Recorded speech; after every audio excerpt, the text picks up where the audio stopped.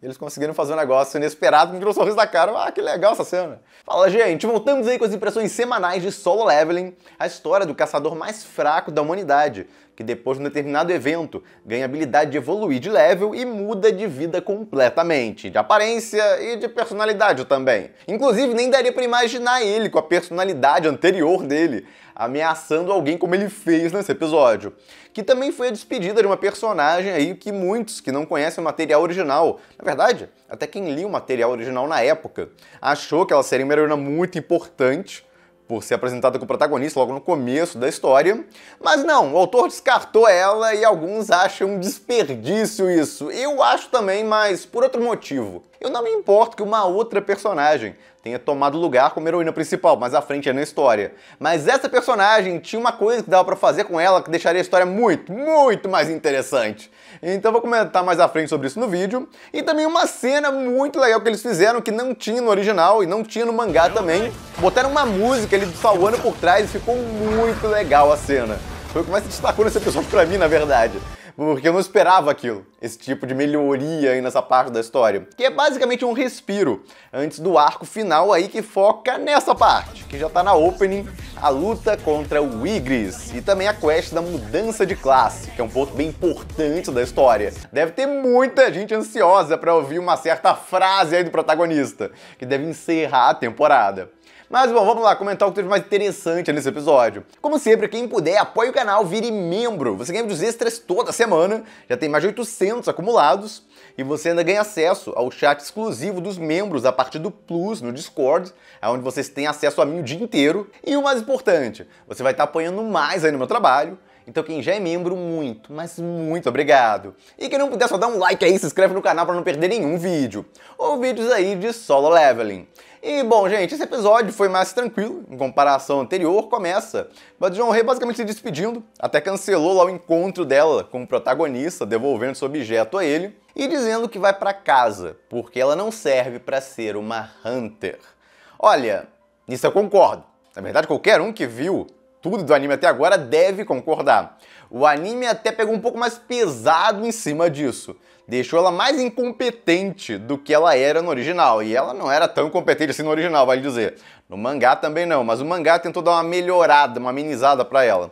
Então, pô, Marco, mas não é igual ao Light Novel, o mangá? Não, gente, tem modificações. O mangá, na verdade, tem muitas melhorias em comparação à novel. É um negócio muito engraçado isso, porque a maioria pensa que o mais completo é a Light Novel, mas no caso de mangás coreanos, vários deles são melhores que o material original. No caso, eles botam várias melhorias, principalmente esse estúdio Redice, parece que eles fazem de propósito, eles tentam melhorar algumas situações, alguns clímax. Por exemplo, o clímax contra o assassino no episódio passado, ele era muito menorzinho na versão Light Novel, vai ler ele. Basicamente só tem aquela parte final, no caso, a luta é muito curtinha.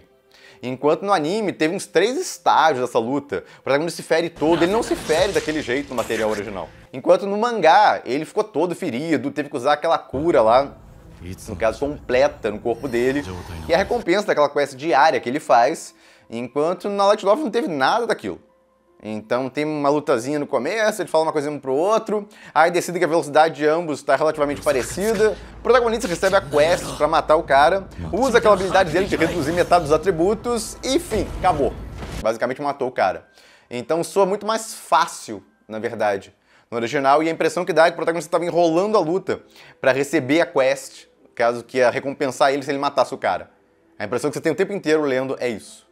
Então é totalmente diferente da pegada que foi no anime e também no mangá, onde deixaram esse inimigo mais ameaçador em comparação ao original, onde ele não parecia, no caso que ia dar todo o trabalho a ser o protagonista. Inclusive nem feriu ele todo, como eu falei. Eu achei engraçado que alguns espantaram quando eu falei que era tudo mais resumido e várias coisas sem graça no original, que era Light Novel, em comparação ao mangá.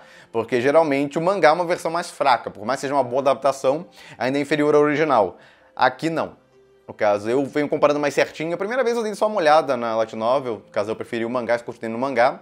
Agora, com o anime, eu tô comparando melhor, no caso, cada uma das versões. E com certeza, até agora, eu prefiro muito mais o mangá. No caso, tem muitas melhorias em comparação ao material original. Que tem alguns detalhezinhos aqui e ali que o mangá não colocou, mas honestamente, a maioria deles é relevante. Então, com certeza, até agora, o mangá, é com o qual ficaria. Alguns até perguntam, pô, qual leio? Porque o original então é a novel.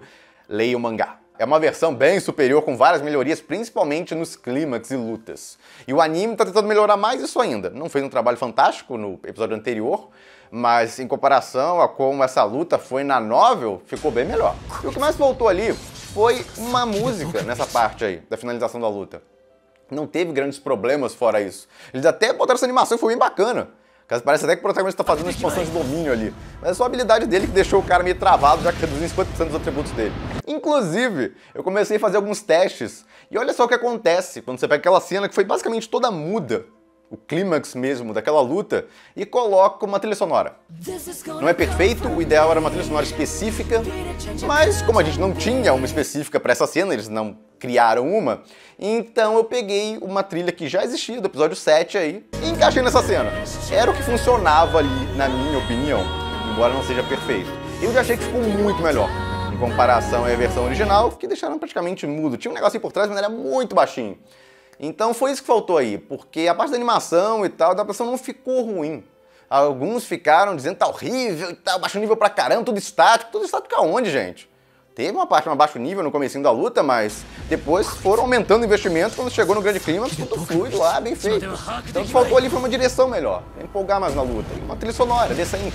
Caso não precisava ser essa que eu coloquei, mas ainda assim essa era uma que existia já, então fazia parte do anime, era fácil de colocar lá porque estava pronta já. Então era melhor que nada.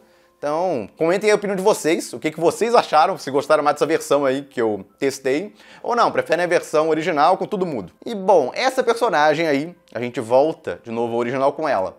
No original, tanto mangá quanto novel, muitos esperavam que ela fosse a heroína principal, porque ela tá protagonista desde o começo e tal. E aí levaram um baque, quando do nada ela disse, não, vou me aposentar e tal, voltar pra minha cidade e adeus. Você fica... Essa não é a heroína principal? Pô, Marco, mas estão ali focando numa outra heroína, essa loura aí bonitona, não seria ela? Caso uma heroína importante também? Sim. Só que no original, ela só é apresentada muito mais à frente na história. Você nem sabe que ela existe. No caso, antes do protagonista completar a dungeon que ele vai completar aí nos próximos 2 episódios dessa primeira temporada. Ou mais precisamente na parte 1 da primeira temporada. Mas o ponto é que essa personagem aí, eles adiantaram no anime, estão botando um bando de cenas extras pra ela, porque obviamente ela é importante. Mas no caso, no original, até no mangá, ninguém sabia nem que ela existia. Só apresentaram ela bem mais à frente. Então a pessoa ficou meio, pô, e agora? Não tem mais par romântico pro protagonista? Caso ele vai ficar solo aí e tal, e não tem mais mulher interessante pra interagir com ele? Que desperdício! Então muita gente ficou revoltada quando ela decide se aposentar.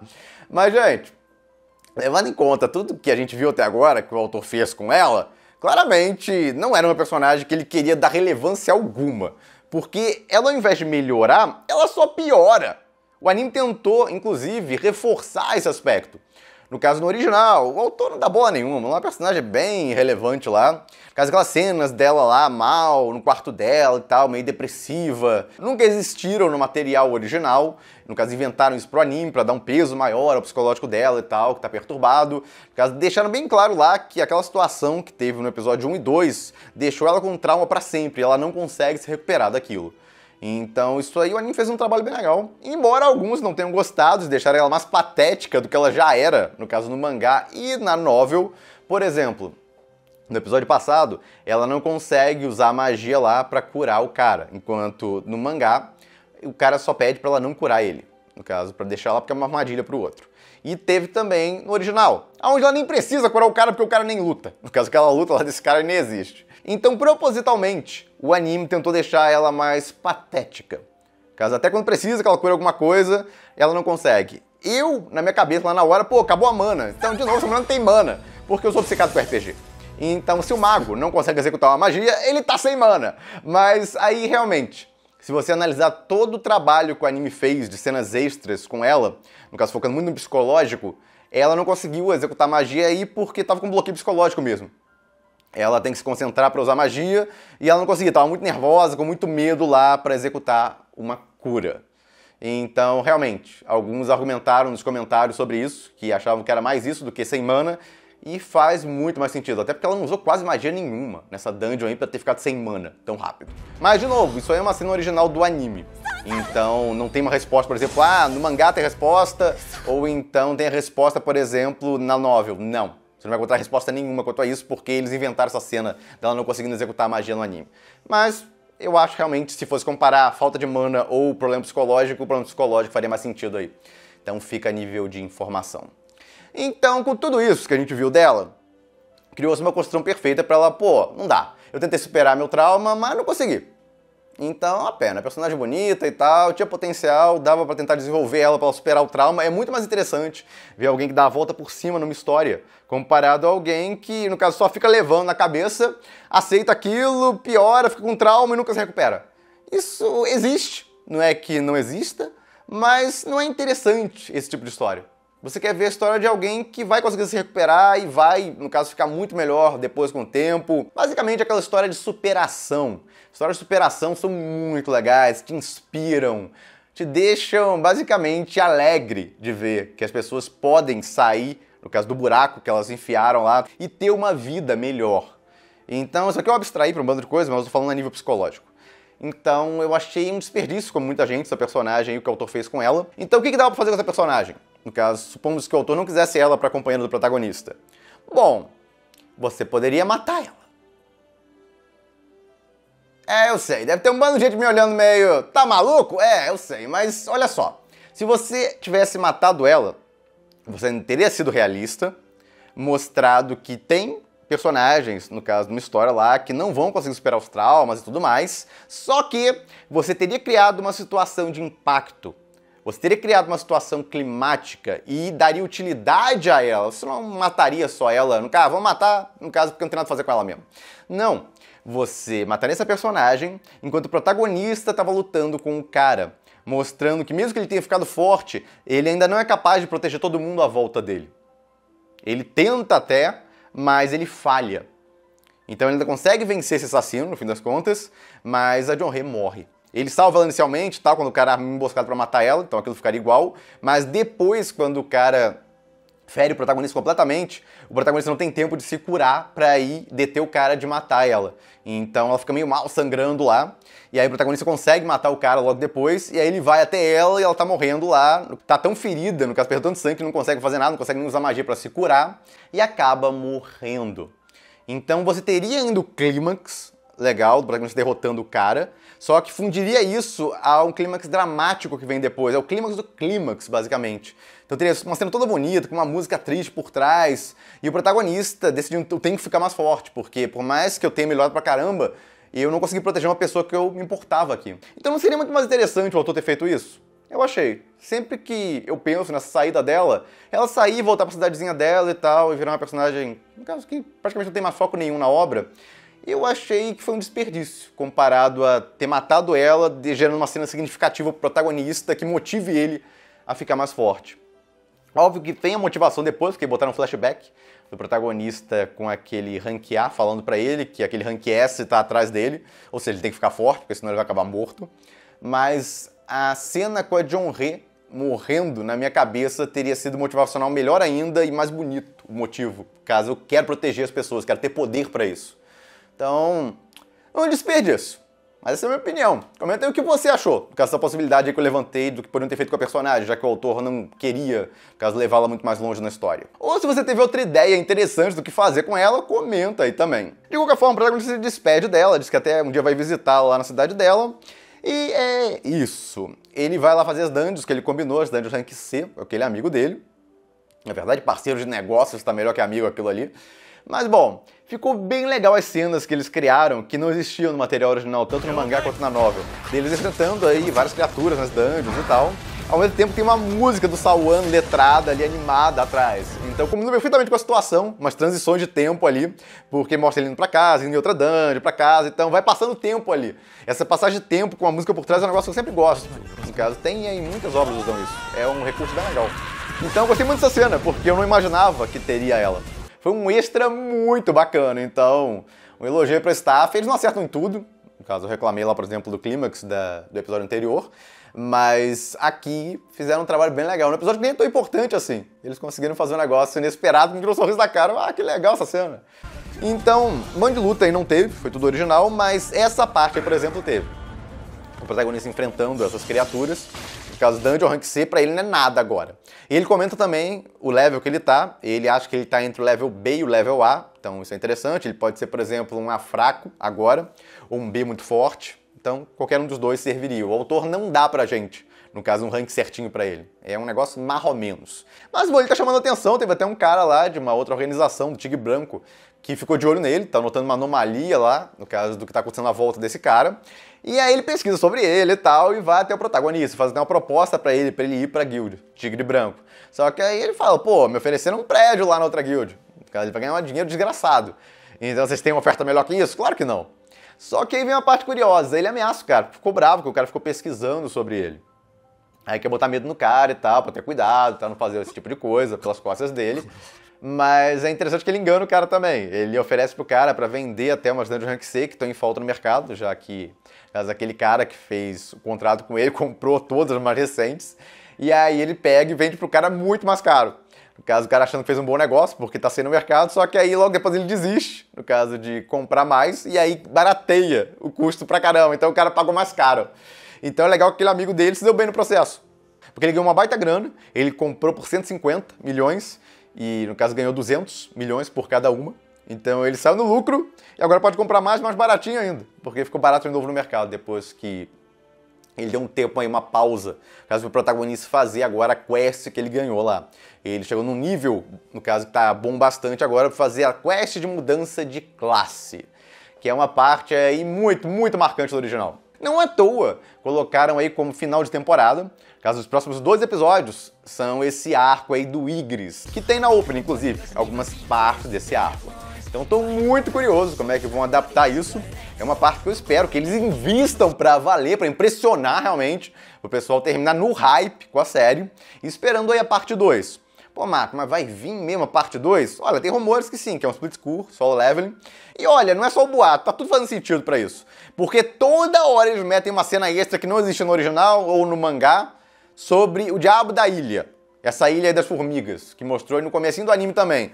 Então eles estão dando muito foco nessa Ilha das Formigas. Por quê?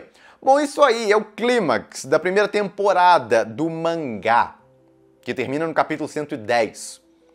Então eles adaptariam aí mais ou menos até o capítulo 50 nessa temporada, finalizando esse arco do Igris no episódio 12, e aí teria mais uns 12 episódios para adaptar uns 60 capítulos, até o capítulo 110, que aí sim seria esse clímax na Ilha das Formigas. Então é perfeito, tudo se encaixa. Eles não dariam um foco desgraçado no diabo dessa ilha, encheriam de cenas extras dessa ilha na primeira parte aí da primeira temporada, se não fossem ter uma segunda parte aí para encerrar realmente a primeira temporada do anime, no caso no arco dessa ilha. Então é muito foreshadow dessa ilha aí pra eles, no caso, não irem até lá. Então é garantido praticamente que eles vão até o final da primeira temporada do mangá, capítulo 110. Mas se vai ter uma segunda temporada, e aí finalizando a história, porque iria até o capítulo 200, aí não tem confirmação sobre isso. Mas o anime tá fazendo bastante sucesso, inclusive no Crunchyroll lá, que é o streaming oficial que tá lançando. Então só esse sucesso que Solo Leveling teve no ocidente deve ser quase garantido já que ele receba aí, caso uma segunda temporada, adaptando até o final da história. E bom, eles poderiam ter finalizado com o protagonista entrando no portal dessa quest aí que ele ganhou nesse episódio. No caso é como finaliza, por exemplo, o capítulo logo depois desse momento aí que fecharam o episódio, vem ele, no caso, abrindo o portal lá e entrando. Eu achei que isso daria, com certeza, um final de episódio muito mais interessante. Tava ali com a faca e o queijo na mão, o próprio mangá já mostrava como finalizar, que seria mais legal. Eles não usaram. Então, uma pena. E bom, comentem o que vocês acharam do episódio. Esperavam que essa personagem aí, caso fosse embora da série tão cedo, que ela fosse desistir. E também como eu, quem leu o original se surpreendeu com aquela cena, onde colocaram uma música lá e foram passando o tempo. Comentem aí. E fico por aqui, se gostaram do vídeo, deem um like, compartilhem. Se inscrevam no canal, que não se inscreveu ainda, apoie o canal quem puder, vire membro. E eu vejo vocês no próximo vídeo.